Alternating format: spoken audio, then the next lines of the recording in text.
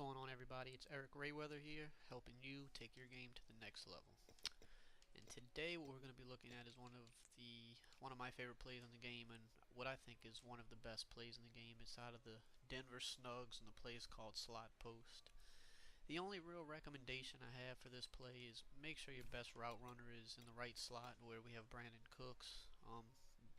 If you're in Madden Ultimate Team, you can use 4 wide receivers, or you can sub a tight end here. Could put Fleener there, but I'm just gonna leave Coleman here.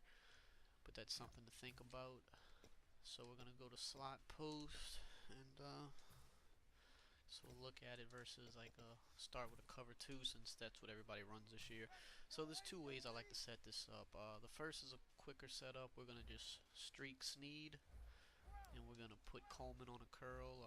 I typically like to block the running back, and you got your quick reads over the middle with Coleman and Thomas, and then you can use or catch that streak against some defenses to the inside. The Cooks route is going to beat, not going to say everything, but most defenses. It's just a really glitchy route. You're going to have to user it more times than not to stop it. Let's see, so just buy time, and I typically like to hit the possession catch, because I don't want to get hit and fumble the ball. If I have a lot of room, I'll go for the rack catch, but more times than not, I'm going to be possession catching that ball. Let's see here, hit Snead on the inside.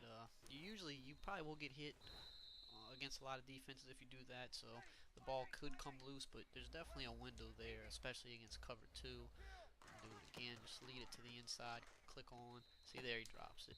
So that's a little more high risk, high reward, but it's a quicker throw.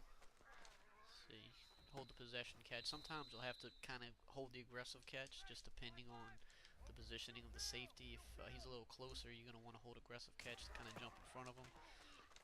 See, like there, you probably would have been better off with an aggressive catch. But it's an option on the play. Not my go-to option by any means. A is going to always be the go-to. It's just a glitchy route. You have to user it. So let's look at, I guess, a cover 3 now. Not as many people are running cover 3s this year as years past. It's more cover 2, but same thing. So here, if that drag's there, take it every time. You don't need to get cute. Pick up your 5, 6, 7 yards and love it. I mean, 4 to 5 yards of play is not a problem. And then the block shed came. I mean, we're going for A there. And that's a great example of why you want to take the drag if it's there, because you might want to wait for the big play, but then you get block shed. And see, he was block shedding again there. If I waited for the big play, I was gonna get hit. So, if the short route's there, you want to take it. It's better to just take the sure thing than to go for everything. Now, I mean, it depends on the situation in the game. Sometimes you have to go for the big play, but if you're not in that situation, take what the defense is giving you. See here, I'm gonna try to buy some time, and I get the catch there. So you can catch it against cover 3 as well. We'll show it against a man defense. I like to use this Y route against man. I typically want a pretty decent route runner there too. It's not as important as the other slot where Cooks is, but a decent route runner there, someone that can get separation. See, against man, Cooks is gonna get the separation because of the route running, and his speed helps too. Now, another way I like to run this is we're gonna streak Thomas. We're gonna still always drag Coleman, block the running back, and we're gonna put Snead on a motion slant, so it's gonna look like this. Now, this is a little bit harder to cover, because this motion slant a lot of times has to be user covered as well. So now you have that needs to be user covered, and then you have the route that Cooks is on. You got 2 routes that typically need to be user covered to stop. So now you're really making it hard on the defense. And this variation gets Cooks a lot more wide open. You can a lot of times get bigger plays. Sometimes if you have more time to get past that safety, you're going to get a touchdown there. So this variation is a little bit more explosive for sure. It takes a little longer to set up, especially if you don't have a conductor quarterback in Mutt. Show it against a cover 3 now.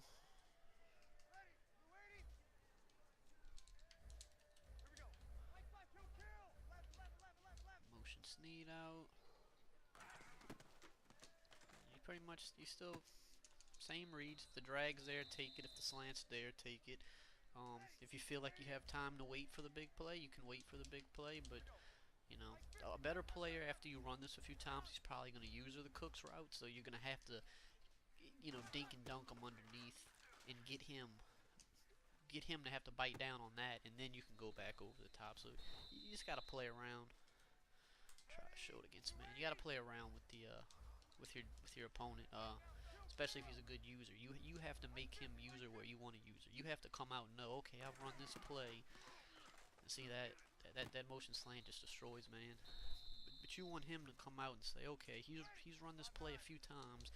He's killing me with Cooks deep. So I'm sticking Cooks. He's not throwing that route. And you say, okay, well I got Sneed on this motion slant here, so you know, how about that? Now I got another 20 yards that way.